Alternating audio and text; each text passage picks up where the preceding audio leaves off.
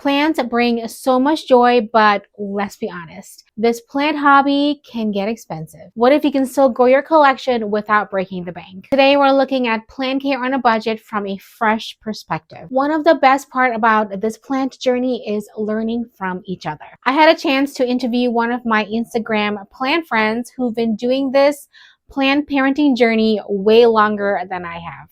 I picked her brain about how she saves money while still keeping her and her plants happy. And I think you would love this conversation.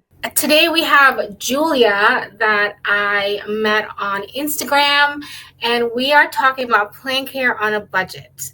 And she has insight that I don't, because you guys heard plant care on a budget for me only. Thought it would be really great to get another perspective. Say hello, Julia. Hi, Rachel. Thanks for having me. I'm so happy that you're here. I'm excited to meet you online. From hearing all about your plants on Instagram and seeing your Hoyas and all your beautiful plants. So tell me, what brought you to plants?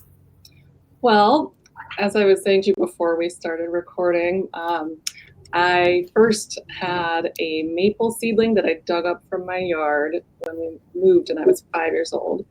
And I wanted to bring a piece of that mother tree with me because I knew I would miss her. So I brought up one of her babies. So I had that for a little while before I tragically snipped it while cutting the grass one day. But that was a very sad day.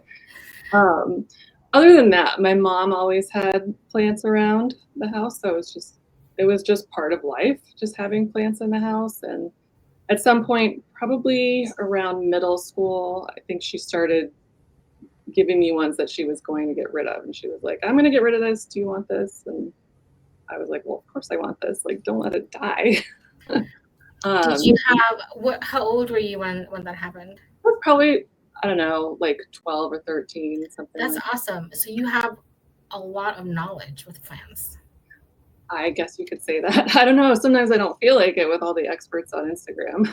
Oh, I'm more of a figuring it out as I go kind of plant person. Yeah, that's pretty much what I've become also. When I started having my own plants, it was like those simple ones like spider plants and pothos and stuff like that. And then when I was in college and got my first apartment, I made my actual first plant purchase, which I remember was an Aglaonema Silver Bay. Okay. It was $30, and it was like such a splurge. And then from there, I've gotten other ones. Usually, it would be from like the discount section in a box store or something like that. Right. Now that you have plants, do you have a budget in mind when you kind of get a plant these days? Yeah, to be honest, the most I've ever spent on a plant was $40. Wow. Yeah, I get most of mine either from cuttings from friends or like Facebook Marketplace, or I just always keep my eyes open for it. So, for example, last summer I was at the local library and noticed this amazing begonia lucerna, and I asked, actually, it's right there. I asked the librarian, I struck up a conversation about plants with her, and I was, that's so pretty. Next time you prune it, could I have a cutting? And she was like, "Oh yeah, let's do it right now." Oh, I love those. I've had a few of those. Yeah, and so I took that, and then the next week I went and brought her a baby ficus that I had propagated as a thank you, and then she liked that, and she was also then very eager to give me another plant and gave me a beefsteak begonia. Wow. Yeah, so that was fun. And then I also, like, when I'm at a nursery, I'll keep my eyes open for pieces of plants that have fallen on the floor or like on the tray, the table that they're all kept on. Do you do, is that prop lifting? Well, I ask. Good, that's good. I think like at nurseries, if you ask that, they will probably say yes, but like I don't think Lowe's could do that. According to one of my friends, that Natalie, she works at a big box store, and she said that even like they could never say yes. Really? Take the plan, yeah. I wonder why. Because people do. It has to do. She actually explained it in one of our videos.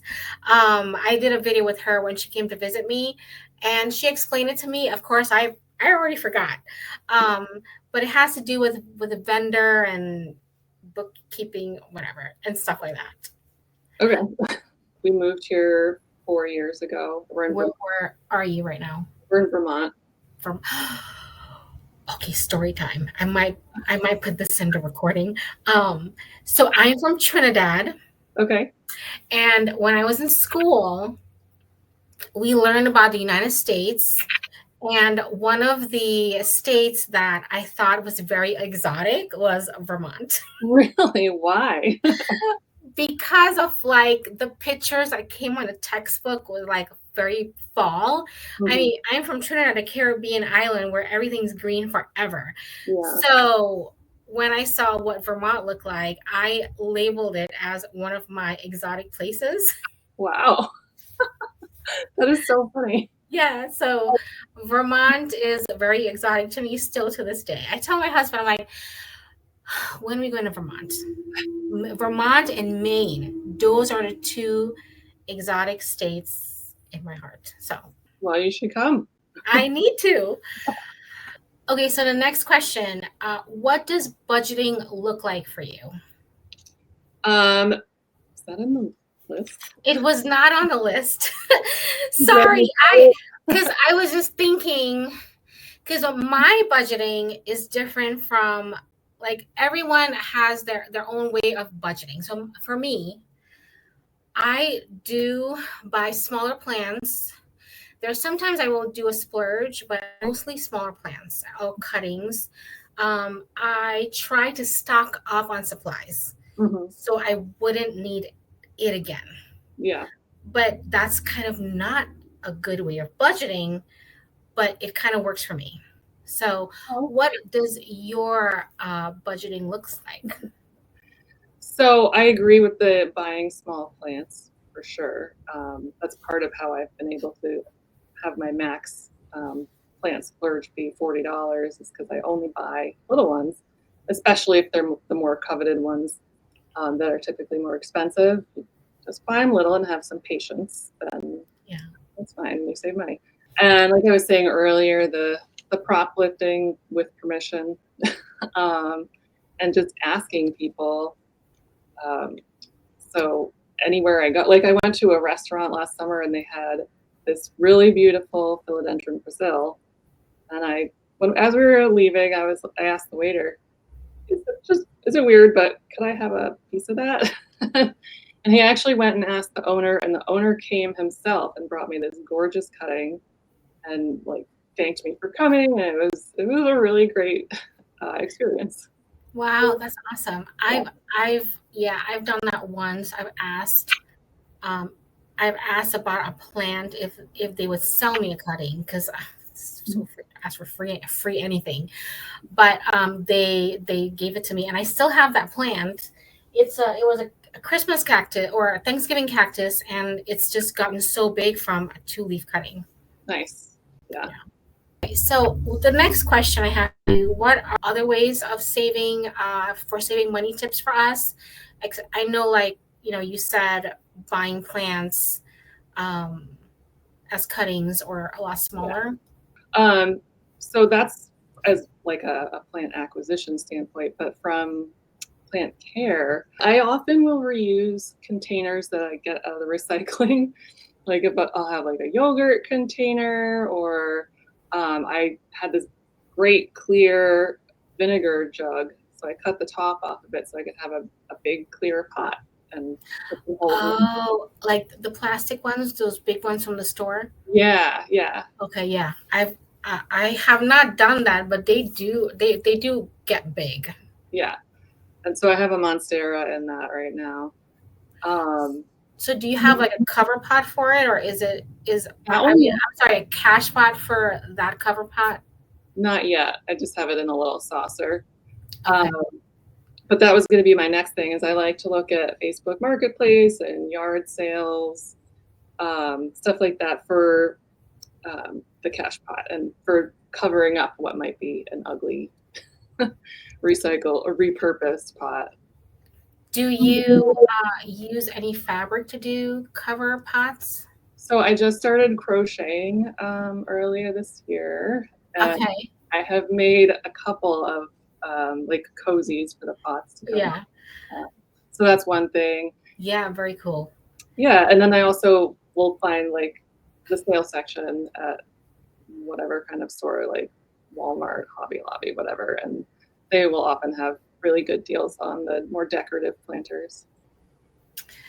Very cool. I do the same thing. I like my kitchen has plants, so I've been trying to do a theme in the kitchen with kitchen planters, like, yogurt, pickles, and cottage cheese so far.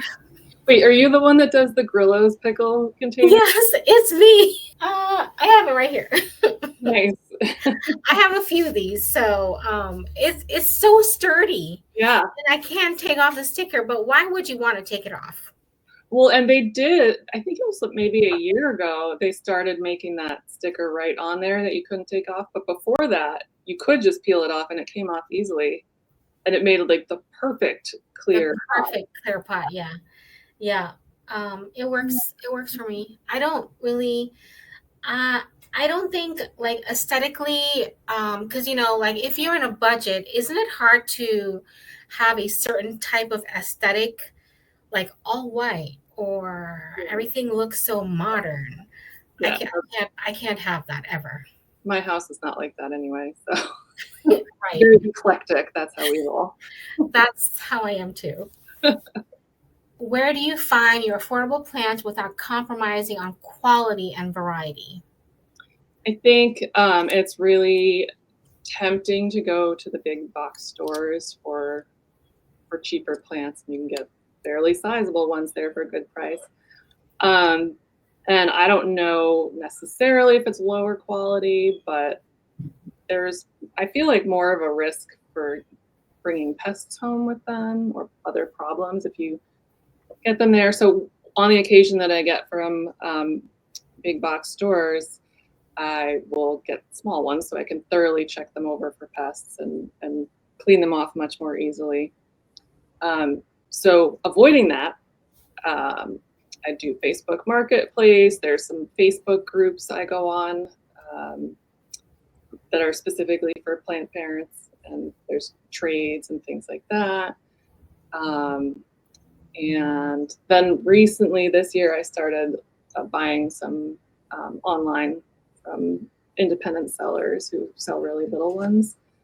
Okay. I've gotten some really, really nice plants online that way that are tiny but growing. These independent sellers will give us like a website or Sometimes it's their own website, sometimes it's Etsy or Palm Street. okay. Would you I'll have you share those links if you want with us. Okay. I'll put it in the description, but I do utilize Etsy a lot. Mm-hmm. I no Palm Street for me because I just have a problem with buying on my phone. Oh, okay. I just like it's just like I try to have boundaries with my phone. You gotta have what? Boundaries with my phone. Oh, Buying on the computer makes it less of an urgent matter to click buy. oh, I see. Yeah. Less of like, must do it now. Yeah. Yeah. That's fine. Yep. So if you were to find the best plant that you're one of your favorite plants or something you've had your eye on for a while, what's worth spending extra on and then what's better to save on?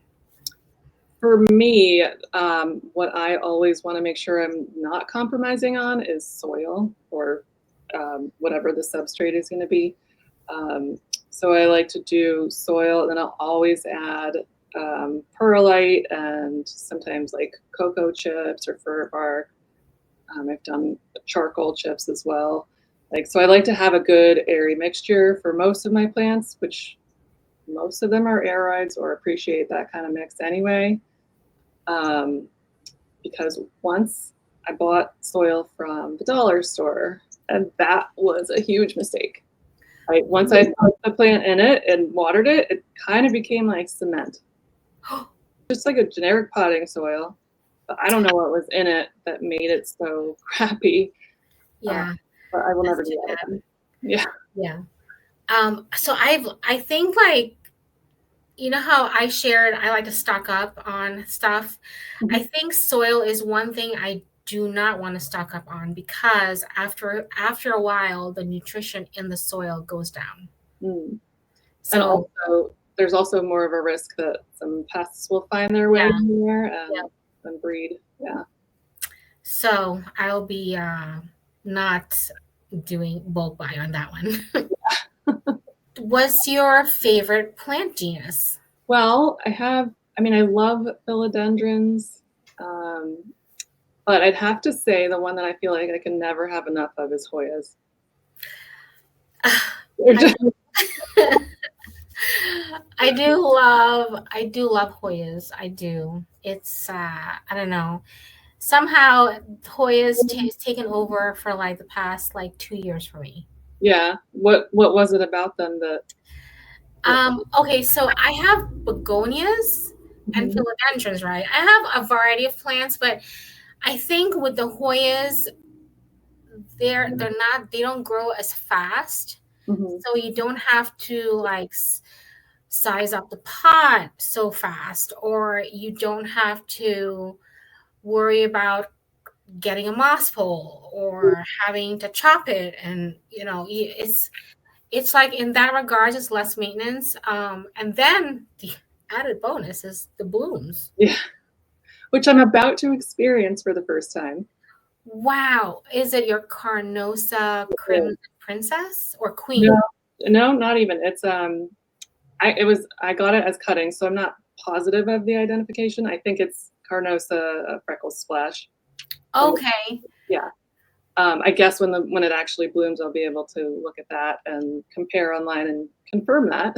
Cool. You have to take pictures. Okay, so question, what mistakes do people make when trying to plan parent on a budget? Um, so one of the things that I found, one of the mistakes I've made myself was buying the really flimsy, cheap pots that have the cash pot attached to the bottom. So like they'll have Oh, the yeah. drainage holes, and you think, oh, that's good, and then it's got I guess cash pot or the saucer attached to it, Yep. which is kind of misleading. I feel like because it comes out into the saucer, but then it's still sitting there In water. in water Yeah. and promoting root rot. Um, so that's one thing I try to avoid now, and I did find that is often a cheaper option. Getting or like the cheap options often have that, is what I'm trying to say. So Yeah. that's one thing. And then the other thing was the soil that I mentioned. Getting cheap soil can be Yeah. disastrous. Do you make your own soil? Sometimes my most recent purchase was from Grow Queen, which I really love that soil. Um, Oh, okay. a Cool. craft soil. I'm writing this down. Yeah. They actually reached out to me on Instagram a couple months ago and asked me to try their stuff. I love it. Cool. I'll check it out. I'll be getting more from them, but um, aside from that, I've used sometimes Miracle Grow, to be honest. But I always add stuff to it. So the perlite, the fir Yeah. bark, the cocoa chips, whatever. Um, because I really think that my plants do better with the aeration of the chunky mix. Yeah, I agree. I agree on that. All right. What's one budget friendly plant you love and recommend for others? Well, we already talked about it actually, but the Hoya carnosa, Yeah. I feel like it's like the gateway Hoya. Yeah. It's easy to come by. I found it very easy to care for, and mine anyway grows so fast that I'm always giving cuttings to people. So, That's the opposite of me. My carnosa does not grow. It's kind of stagnant, and I um, think it has to do with the real estate I give it, because like other Hoyas get better real estate than others. So I think that's the reason why. My pubic calyx splash was my gateway Hoya. If I had gotten that one first, it probably would have been for me too. Yeah. That one has 2 peduncles now, by the way. Yeah, that's exciting. I got mine to bloom this year for the first time since I've ever had it by an experiment. So that was really exciting to me. What was the experiment? So the experiment, I learned from Vermont Hoyas that certain Hoyas appreciate less light, not low light, less moments of light. And it has to do with where they were like originated from. Mhm. So the pubic calyx like appreciate a cooler temperature and they bloom during cooler temperatures. So for me, spring is still cold in the plant room. So like during springtime here, it's I guess for you too, because you're in Vermont, the plant room would be like 55, 65. Mhm. So I was like, I could do this experiment right now. And I did it. So I have there's a little closet here.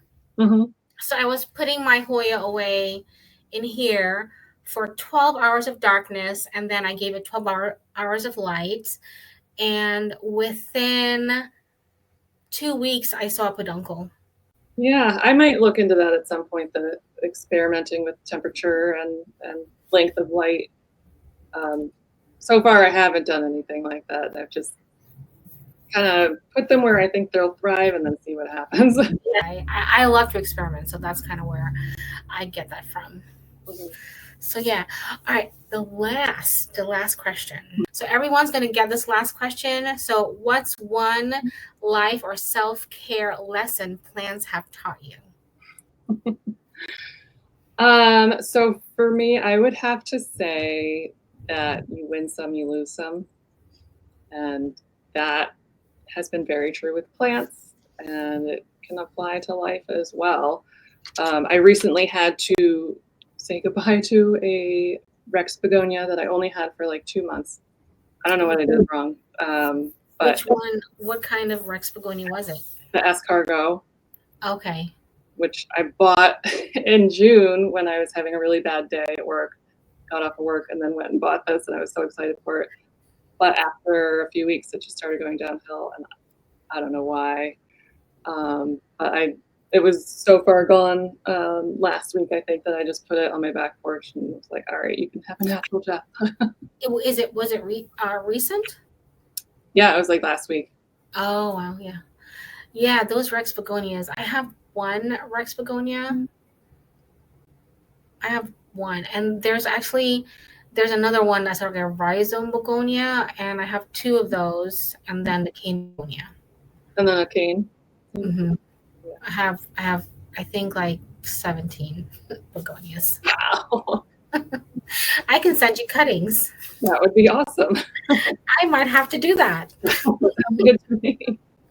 Because with begonias, you have to prune them a lot to keep them thriving and room. And I mean, my plant room could if I if I were to grow at like a few plants to the max of their abilities, I can probably just have like 5 plants in here because like your plants will get so big. But with begonias, you just have to prune them a lot to keep them bushy and luscious. I guess this one that I have right here, I haven't pruned it yet, but I probably should. You can prune it and put it back in to get a fuller pot, but they grow so fast. Yeah, although I've seen people with the cane type begonias who put a stake with them so they don't fall over and they get really tall. I think that's kind of attractive also. Yeah, I think like the kind of garden kind of plant staking where there's like multiple stakes in the pot where you can have like a nice like a lattice kind of thing. Sure. Yeah, that's pretty. I don't have room for that though. Well, thank you so much for hanging out. Where can people reach you on Instagram? So I am at j.o.underscore plant lady. I don't know how long we've been friends on Instagram, but I think the one thing that attracted me to your page was your hair. So For your viewers, here we go. yeah, yep.